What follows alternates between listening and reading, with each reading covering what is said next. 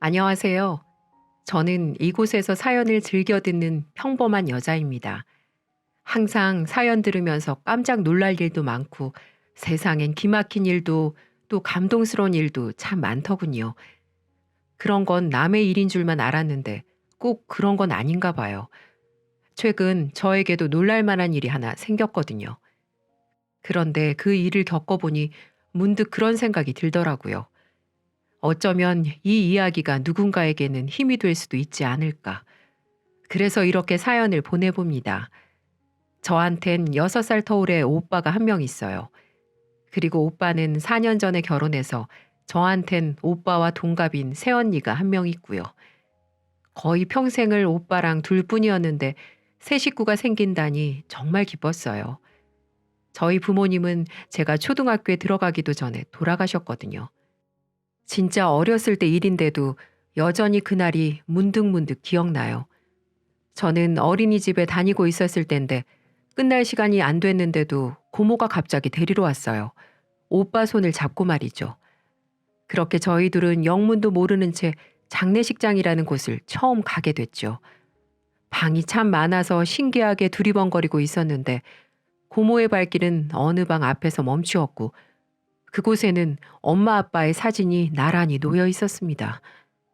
우와, 엄마랑 아빠다. 우리 엄마 이뻐.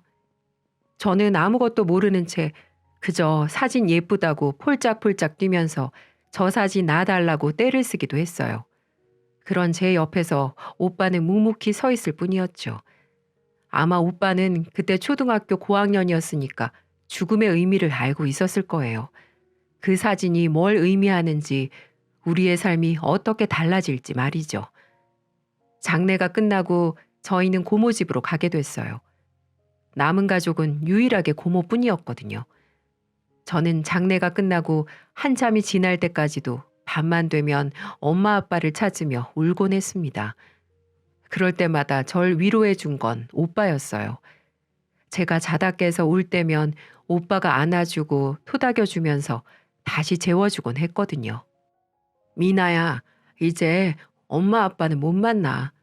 대신 오빠가 엄마 아빠만큼 더 사랑해 줄게. 마음껏 울고 후련해지면 다시 자자. 알겠지? 돌이켜 생각해보면 오빠도 사실 고작 초등학생이었을 뿐인데 저한텐 눈물 한 번 보이지 않고 듬직한 모습만 보여줬어요.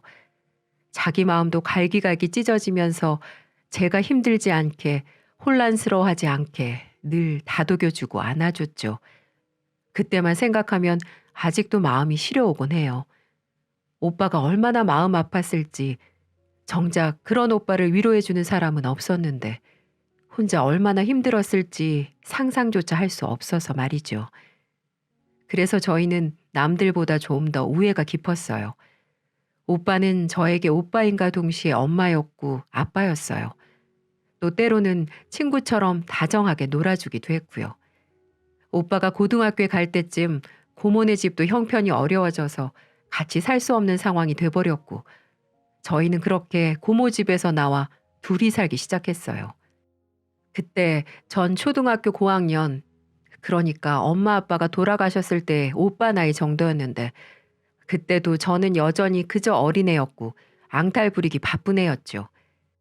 그 나이 때 오빠는 그렇게 의젓했는데 그렇게 둘 다 고등학교를 졸업하고 저는 대학에 가고 오빠는 일을 하면서 제 뒷바라지를 하고 그러다 보니 어느새 10년 세월이 뚝딱이더군요. 자긴 대학도 못 가고 고등학생 때부터 안 해본 알바가 없으면서 저보고는 꼭 대학 가서 공부하라고 어떻게든 지원해주겠다는 오빠에게 너무 미안했어요. 그래서 오빠의 희생이 헛되지 않게 하고 싶어 저도 정말 악착같이 공부했고 덕분에 4년 내내 장학금 받다가 졸업했어요. 그 후 저희 둘 다 모두 취업을 했고 그제서야 좀 안정적인 삶을 살아가기 시작했죠. 그러다가 4년 전 어느 날 오빠가 소개시켜줄 사람이 있다면서 데리고 왔습니다. 한눈에 봐도 너무 착해 보이고 차분해 보이는 언니였어요. 너무 화려하지도 그렇다고 너무 추레하지도 않은 차림의 언니는 알면 알수록 검소하고 예의 바른 사람이었어요.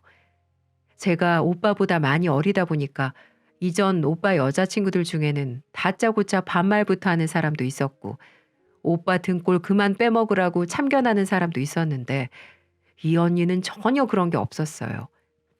말씀 편하게 하시라고 해도 꼬박꼬박 존댓말 해주고 만날 때마다 제가 불편할까봐 세세한 것 하나까지 배려해주는 정말 좋은 사람이었죠.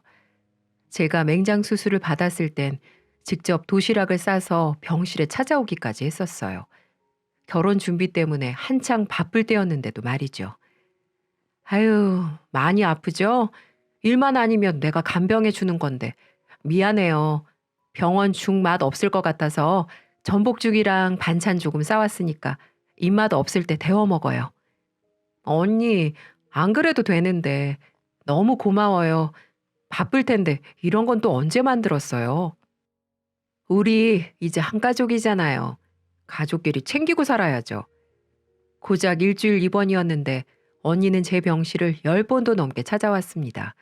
오죽하면 같은 병실을 쓰던 아주머니들이 정신 사나우니까 언니 좀 그만 부르라고 할 정도로 말이죠. 그런 언니를 보면서 아, 우리 오빠 인생에 드디어 빛이 비추는구나. 이제 정말 행복해지겠구나 싶어서 너무 다행이었어요. 맨날 못난 동생 뒷바라지 하느라 힘들었을 텐데 이제는 이렇게 좋은 사람 만나서 행복해질 일만 남았다는 게 정말 감사했죠. 그렇게 두 사람은 제 수술 후 얼마 지나지 않아 결혼했고 저는 오빠 집에서 나와 작은 원룸을 하나 얻었습니다.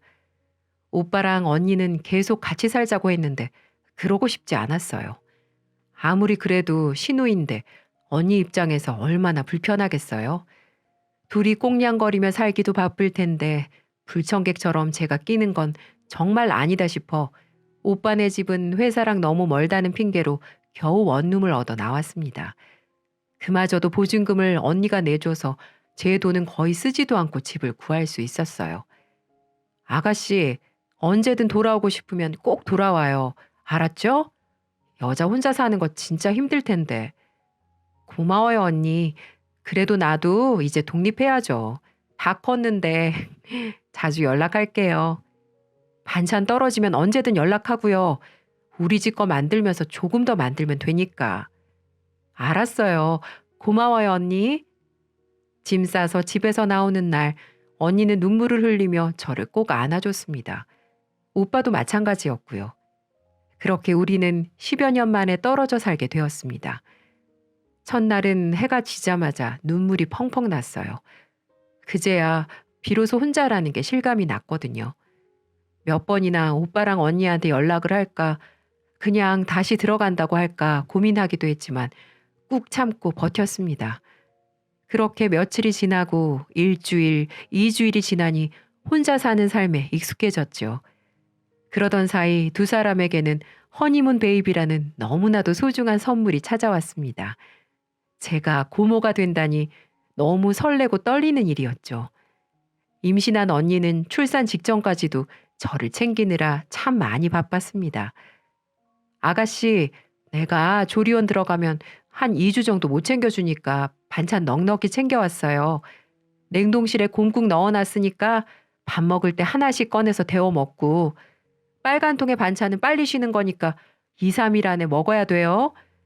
그리고 이 마른 반찬들은 노란 통에 넣어놨으니까 접시에 덜어 먹으면 2주는 갈 거고 그리고 아우 언니 알았어요. 언니 없는 동안 진짜 잘 챙겨 먹고 있을게요. 제 걱정 그만하고 언니 몸 좀 챙겨요. 그래야 우리 조카도 건강하게 나오죠. 아가씨 놓고 조리원 가려니까 마음이 영 안 놓이네. 나 그냥 조리원 가지 말고 집에서 몸조리 할까요? 그래도 될 것 같은데. 무슨 소리 하는 거예요? 절대 안 되니까 제발 조리원에서 푹 쉬다 와요.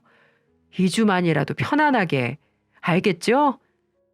언니 조리원에서도 내 걱정하고 있으면 나 앞으로 언니한테 반찬 안 얻어 먹을 거예요. 알았죠? 언니는 끄덕이며 헤헤 웃었습니다. 그렇게 출산 하루 전까지도 제 걱정만 하던 언니는 다행히 순산했고 아들을 낳았습니다. 신생아실에 누워있는 첫째 조카를 보니까 제가 다 마음이 뭉클하더군요. 오빠가 얼마나 좋아할까. 언니는 또 얼마나 힘들었을까 싶어서 말이죠. 그렇게 첫 조카를 만나고 2년 뒤 저는 너무나도 예쁜 둘째 조카를 또 만나게 되었습니다. 아들, 딸 골고루 나온 언니에게 100점짜리 엄마라며 엄지손가락을 몇 번이나 치켜 세웠죠. 그럴 때마다 언니는 손사래를 치긴 했지만 내심 기분은 좋아 보였어요. 오빠도 애가 둘이나 생기고 나니 조금 달라지더라고요. 이전에는 열심히 살았지만 더 열심히 살고 더 가정에 충실한 모습이었어요. 당연히 저는 약간 뒷전이 되었고 오빠는 그 사실에 늘 미안해했지만 저는 전혀 개의치 않았어요. 오히려 그럴 때마다 아직도 날 신경 쓰고 있는 오빠가 문제야. 이렇게 예쁜 마누라랑 애들 두고 내 생각을 할 수가 있어? 라며 핀잔을 주기도 했죠. 오빠랑 언니는 그렇게 하루하루 애기들이랑 지지고 볶고 때로는 머리를 싸매고 고민하면서 잘 사는 듯 했습니다. 저는 그저 멀찍이서 그런 모습을 지켜보다가 제 도움이 필요할 때 후다닥 달려가서 도와주고 다시 빠지곤 했어요. 이제 오빠만의 삶을 또 오빠만의 가정을 살고 있는데 방해가 되고 싶지 않았거든요. 그런데 그렇게 평온함이 계속되던 어느 날 오빠한테 전화 한 통이 걸려왔어요. 미나야, 요즘 바빠? 어? 아니 특별히 바쁠 건 없는데 나 얼마 전에 회사 계약 기간 끝나서 재취업 알아보느라 그냥 집에서 놀고 있어. 왜? 뭐 필요해? 아, 그럼 진짜 미안한데 며칠만 와서 우리 애들 좀 봐줄 수 있어? 그거야 어렵지 않지. 우리 조카들 보는 건데. 근데 갑자기 왜? 무슨 일 있어? 아, 사실은 네 언니가 요즘 좀 이상해. 에? 언니가 왜? 자꾸 밖으로 나돌아다니려고만 하고 애들이나 집안일에 신경을 안 써. 내가 아무리 퇴근하고 와서 한다고 해도 한계가 있고. 난감해하는 오빠 목소리를 들으면서도 저는 믿을 수가 없었어요. 그렇게 착하디 착한 언니가 애들과 집안일을 내팽겨쳐 놓고 밖으로 나돈다니 상상도 할 수 없는 일이었거든요.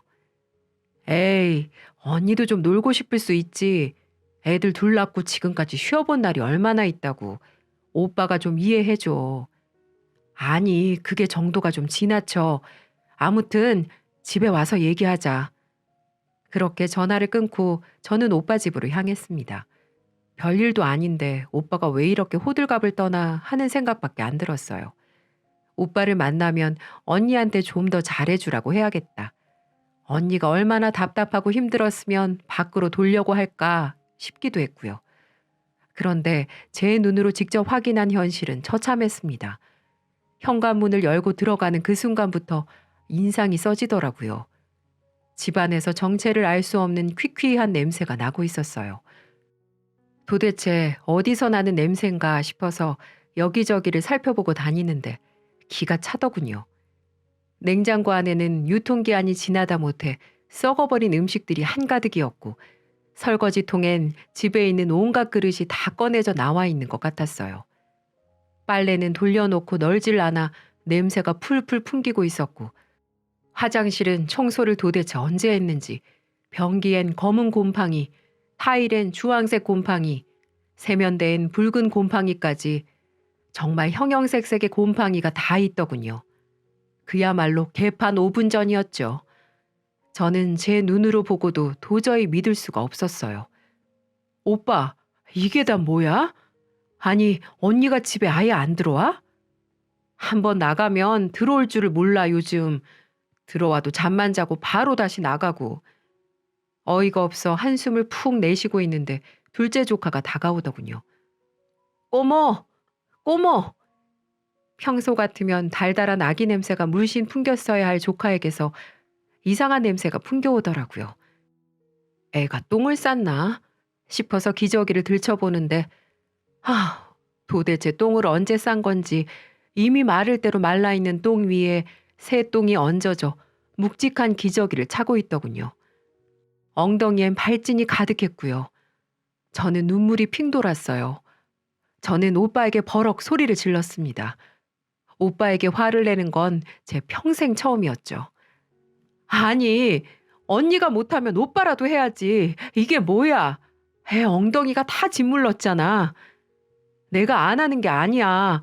퇴근하고 와서 애들 밥 먹이고 씻기면 하루가 다 가는데 아무리 해도 집안일은 끝이 없더라.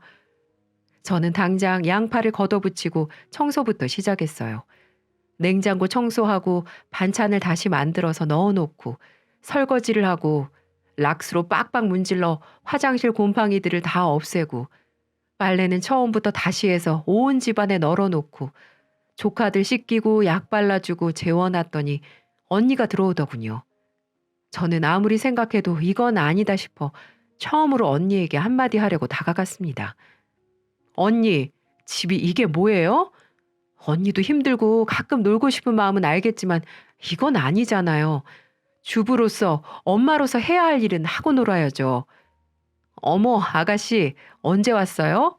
우와, 우리 집 깨끗해졌네? 아니, 언니. 아유, 평소엔 안 그래요.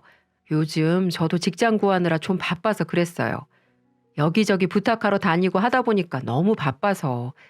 아가씨 신경 쓰게 해서 미안해요. 이제 안 그럴 테니까 걱정하지 마요. 알겠죠? 술 냄새가 진하게 풍겨오고 똑바로 서 있지도 못하는 언니였지만 그래도 믿었어요. 적어도 제가 아는, 제가 겪었던 언니는 그럴 사람이 아니니까. 취업 부탁하다 보면 술도 한잔 할 수 있겠지 하면서 그냥 넘어갔는데 진짜 사건은 그 후에 터졌습니다. 그 일이 있고 나서 몇 달 동안 저는 오빠 집에 가지 않았어요. 괜히 감시하러 가는 것 같기도 하고 언니한테 부담될까 봐 그냥 오빠한테 잘 지내냐고 통화 몇 통만 하고 말았죠. 시누이 노릇한다는 소리 듣기 싫었거든요. 게다가 오빠도 잘 지내고 있다고 하고 언니도 요즘 잘한다니 다행이다 하고 그냥 넘어갔어요. 그런데 그렇게 8개월이 흐른 어느 날 사건이 터지고 말았습니다. 밤 10시, 평소라면 전화를 하지 않았을 늦은 시간에 오빠한테서 전화가 걸려왔어요. 어딘가 불길한 느낌에 얼른 전화를 받았죠. 미나야, 미나야. 오빠가 울고 있었어요. 엄마 아빠가 돌아가셨을 때도 제 앞에서 눈물 한 방울 보이지 않던 그 강인한 오빠가 말이죠. 오빠, 무슨 일이야? 무슨 일인데? 미나야, 나 배고파. 그리고 우리 애들 좀 봐줘. 흐느끼는 오빠 목소리에 전화를 끊고 곧장 오빠 집으로 달려갔습니다. 대체 무슨 일이길래 그 강하던 오빠가 눈물까지 보이나 싶어 마음이 너무 불안했어요. 집 문을 열고 들어가자마자 제 눈에 보이는 모습은 정말 처참했습니다. 오빠는 침대에 누워 꺼이꺼이 울고 있었고 애들은 입에 정체를 알 수 없는 허연 무언가를 묻히고는 기운 없이 축 늘어져 있었어요. 언니는 술 냄새를 풀풀 풍기면서 옷방 바닥에 누워 잠들어 있더군요. 냉장고를 열어보고서야 애들 입에 묻은 게 뭔지 알 수 있었어요. 딸기.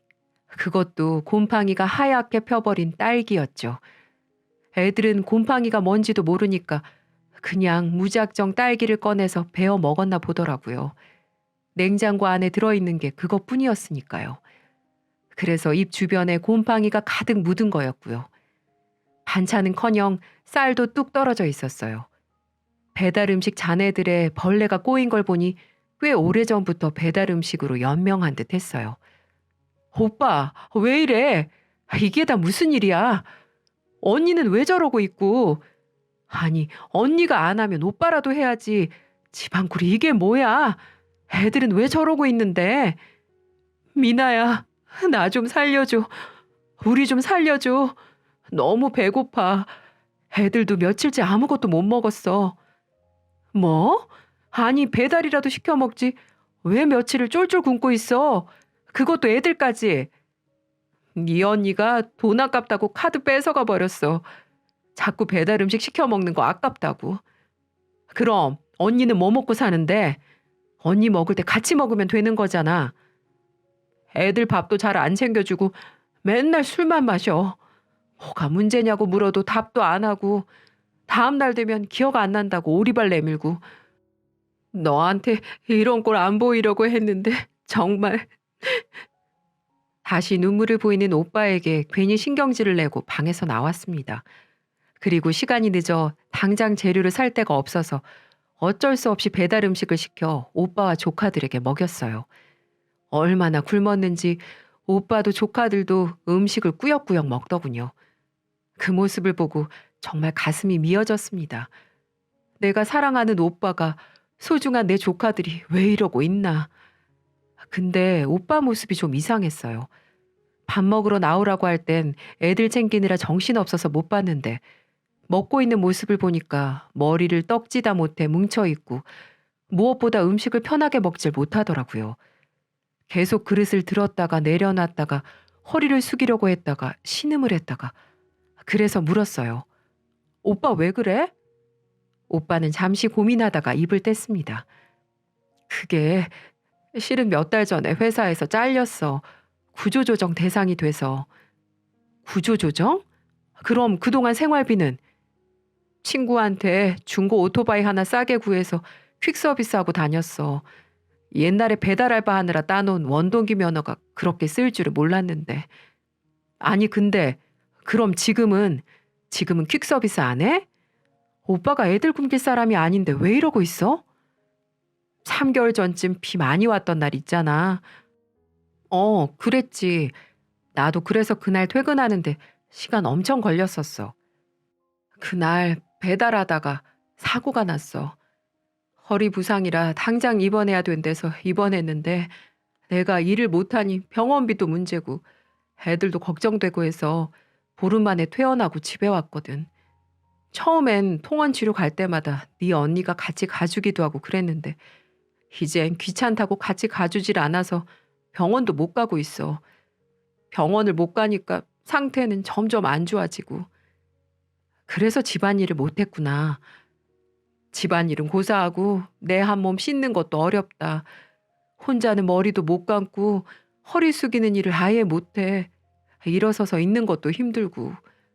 그래서 어쩔 수 없이 널 부를 수밖에 없었어. 미안해. 괜히 신경 쓰게 해서. 미안하기 뭘 미안해. 오빠가 나한테 미안할 게 뭐 있어. 오빠가 나한테 어떻게 해줬는데. 난 잘 지낸다길래 그런 줄만 알았지. 이렇게 힘들었으면 진작 말했어야지. 저는 오빠한테 소리를 버럭 지르며 엉엉 울었습니다. 사실 오빠한테 화가 난 게 아니었어요. 오빠와 조카들을 이 지경으로 만든 언니, 그리고 그런 사실을 까맣게 모르고 있었던 제 자신한테 너무 화가 났어요. 그래서 옷방으로 가 잠들어 있는 언니를 흔들어 깨웠습니다. 술을 도대체 얼마나 마신 건지 아주 인사불성이 되어 있었던 터라 깨우는데도 한참이 걸리더군요. 겨우 잠에서 깬 언니는 혀가 꼬부라질 대로 꼬부라져 있더군요. 아가씨, 우리 아가씨. 실실 웃으며 절 껴안으려 하길래 저는 언니를 밀쳐내고 소리를 질렀어요. 언니, 정신 좀 차려요. 집안꼴이 이게 뭐예요? 집안일 좀 신경 써요. 오빠랑 애들 이렇게 내팽겨쳐도 돼요? 어떻게 집안을 이 꼴로 만드냐고요? 전 언니가 미안하다고 할 줄 알았어요. 정말 착한 사람이었으니까. 굳이 제가 말하지 않아도 자기 행동이 지금 얼마나 잘못된 건지 깨달을 줄 알았죠. 그런데 돌아온 반응은 전혀 생각지도 못한 반응이었어요. 표정이 돌변하더니 갑자기 주변에 있는 물건들을 아무거나 잡아 던지기 시작하더군요. 어린 년이 뭐라고 씨부리는 거야? 네가 뭔데? 니깟 년이 뭔데 참견질이야. 이씨야, 지랄하고 앉아있네 진짜. 전 너무 깜짝 놀랐어요. 순하고 착한 언니가 어떻게 그런 말을, 그런 행동을 하는지 너무 당황스러웠죠. 그때 오빠의 한마디가 머릿속을 스쳐 지나가더군요. 다음 날 되면 기억 안 난다고 발뺌하고. 그래서 저는 바로 휴대폰을 꺼내들고 영상을 촬영했습니다. 정말 기억이 안 나는 거든 기억이 안 나는 척 하는 거든 발뺌할 수 없게 증거를 만들어 놓고 싶었거든요. 언니는 제가 촬영을 하든 말든 신경도 안 쓰고 계속해서 물건을 집어던지고 욕짓거리를 해댔습니다. 너같이 사랑만 받고 자란 년은 모르지. 절대 모르지. 내 맘 같은 거. 아! 내 인생 돌려내! 돌려내라고! 그렇게 한참 동안이나 언니의 모습을 촬영했습니다. 오빠랑 조카들도 그런 언니 모습에 놀라는 것 같았어요. 애들이 엄마 무섭다고 울길래 오빠 옆에 재워놓고 그날은 돌아왔어요. 그리고 다음 날 마트에서 잔뜩 장을 봐서 낑낑거리며 오빠 집으로 갔어요. 집에 마침 언니가 있더군요. 몰골이 말이 아니었습니다. 머리는 산발에 피부는 푸석푸석하고 주름까지 지고 있더군요. 사온 식재료들을 냉장고에 넣으면서 슬쩍 이야기를 꺼내봤어요. 언니, 속은 좀 괜찮아요? 어제 일은 좀 기억나요? 아, 뭐, 아가씨가 왔던 건 기억나는데 잘 모르겠어요. 어제 무슨 일 있었어요? 그렇게 욕을 하고 물건을 던지고 부수더니 그건 하나도 기억하지 못하더라고요. 그래서 언니를 데리고 안방으로 들어갔어요. 정말 기억을 못하는지 못하는 척 하는 건지 자기 모습을 직접 보면 알 수 있을 테니까요. 전 안방 TV에 휴대폰을 연결하고 전날 찍었던 영상을 재생했어요. 침대에 누워있는 오빠도 침대 끄트머리에 걸터 앉아있던 언니도 적나라한 영상에 놀라는 눈치였죠. 그리고 언니는 그럴 리 없다면서 오열하기 시작했어요. 급기야는 자리를 떠버리려고 하더군요. 내가 저랬다고요? 말도 안 돼. 말도 안 돼. 그럴 리가 없어요. 언니가 방을 나가지 못하게 저는 언니를 붙잡았습니다. 언니를 끌어안고 버티고 있는데 몸부림치면서 우는 언니가 어쩐지 처량하게 느껴지기도 하고 도대체 왜 이렇게 됐는지 궁금하기도 했어요. 그래서 한참을 그렇게 끌어안고 있다가 언니가 조금 진정된 뒤 마주 앉아 이유를 물어봤습니다. 언니, 무슨 일 있어요? 있으면 얘기를 해줘요. 내가 도울 수 있는 건 뭐든 도울게요. 우리 가족이잖아요. 제가 알던 언니는 이런 모습이 아니었는데 혹시 오빠나 제가 뭐 잘못했어요? 그런 거면 아니, 그런 게 아니에요, 아가씨. 그럼 대체 왜 이렇게 된 거예요? 언니 원래 되게 낙천적이고 밝은 사람이었잖아요. 근데 왜 이렇게 한순간에 페인처럼 망가졌어요? 나도 모르겠어요. 그냥 애들 둘 연달아 낳고 나니까 아무것도 하기 싫었어요. 집도 꼴 보기 싫고 애들도 꼴 보기 싫고. 그럼 둘째 낳고서부터 이런 거예요? 그런 건 아니에요. 그래도 둘째 낳고 한동안은 꾸역꾸역 버텼죠. 저 사람이 잘리기 전까지는. 오빠요? 안 그래도 힘든데 남편은 실직하고 그래도 어떻게든 살아보려고 퀵서비스 하는 거 보면서 나도 버티고 있었는데 사고까지 나버렸어요. 당장 먹고 살 길도 막막하고 도대체 내가 뭘 어떻게 해야 될지 모르겠더라고요. 그때부터 애들 울음소리만 들려도 환청이 들리고 도저히 맨정신으론 버틸 수가 없었어요. 그러니까 자꾸 술에 손이 가고. 언니는 고개를 푹 숙인 채 죄인이 고해성사를 하듯 말하고 있었지만 언니가 죄를 지은 거라고 생각하진 않았어요. 그저 아픈 거라고, 그래서 그런 거라고 생각했죠. 언니, 우리 같이 병원 가요. 병원 가서 도움받으면 훨씬 나아질 거예요. 나보고 정신병원을 가라고요? 싫어요. 나 혼자서도 얼마든지 잘할 수 있어요. 언니, 그까지 술 끊는 거? 집안일 하는 거? 하려면 하죠. 사람이 못하는 게 어딨어요. 나 정신병자 취급하지 말아요. 내 정신 말짱하니까. 모든 대화를 잠자코 듣고 있던 오빠가 그제서야 입을 뗐습니다. 당신 아픈 거야. 아프면 병원 가서 약도 먹고 주사도 맞잖아. 그거랑 똑같은 거야. 당신을 정신병자 취급하는 게 아니라 당신 마음이 아프니까 치료받자는 거야. 내가 가는 게 불편하면 미나랑 다녀와. 어? 언니는 혼란스러워하는 듯 했습니다. 병원에 갔다가 정말 나보고 정신병자라고 하면 그때는 어떻게? 그럼 나 어떻게 살아? 우리 애들은. 언니, 아프면 치료받으면 되죠. 치료받고 나면 다시 원래 언니로 돌아올 수 있어요. 그동안 애들은 내가 잘 보고 있을게요. 애들한테도 건강한 엄마가 필요하지 않겠어요? 그렇게 한참을 설득하고 나서야 언니를 데리고 병원에 갈 수 있었습니다. 정말 여러 가지 검사를 했어요. 그리고 결과는 생각보다 심각하더군요. 혼자 많이 힘드셨겠습니다. 의사 선생님의 한마디에 언니는 울음을 터뜨렸습니다. 우울증도 심하고 알코올 중독도 심한 편이시네요.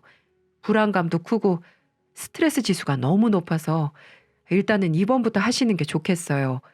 빨리 치료하면 그만큼 빨리 회복될 가능성이 높습니다. 그 길로 언니는 한동안 병원 신세를 졌습니다. 폐쇄병동이라 면회가 쉽진 않아 걱정했는데 그래도 언니가 스스로 바뀌려는 의지가 강해서 잘 이겨내고 있다는 소식은 종종 전해 들었어요.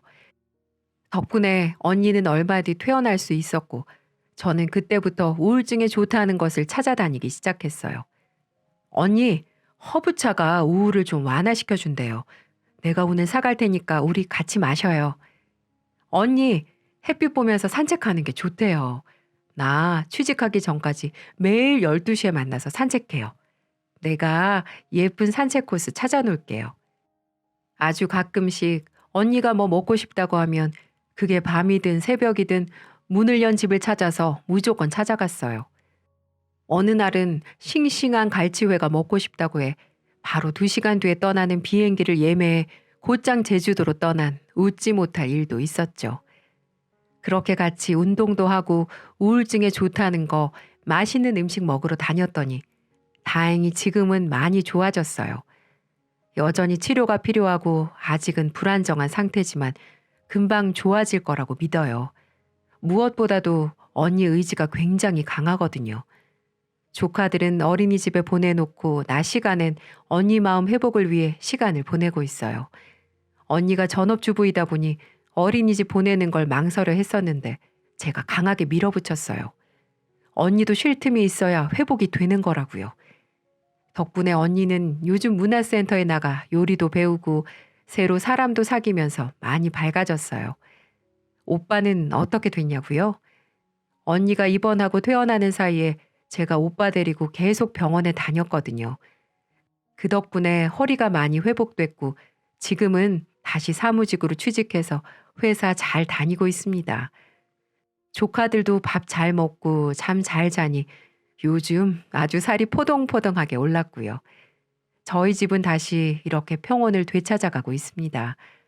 저와 오빠 그리고 조카들까지 아예 응원 구호를 만들어서 언니한테 매일매일 들려주고 있어요. 좀 웃기긴 하지만 효과는 있는 것 같더라고요. 그때만큼은 언니의 밝은 웃음을 볼 수 있어서 참 좋아요. 흔히 누가 우울증에 걸렸다고 하면 마음이 약해서 그러는 거다, 생각을 고쳐먹어라, 이런 말 많이 하잖아요. 근데 옆에서 지켜보니까 정말 그런 말은 절대 하면 안 되는 것 같아요. 약해서가 아니라 생각을 잘못해서가 아니라 우리가 독감에 걸리는 것처럼 나도 모르게 병드는 거더라고요. 병원 한번 갈래도 사람들 눈치 보이고 괜히 신경 쓰이고 그러니까 회복은 더디고요. 아픈 건 잘못이 아니에요. 우울증은 정말 주변 사람의 도움이 절실하게 필요합니다. 혹시 여러분 주변에도 마음이 아파 고생하시는 분이 계시다면 그냥 따뜻하게 안아주셨으면 좋겠어요. 그것만으로도 충분히 위로가 된답니다. 제 사연은 여기까지예요. 긴 이야기 들어주셔서 정말 감사하고요. 여러분 모두 올해에는 행복한 일만 가득하셨으면 좋겠습니다.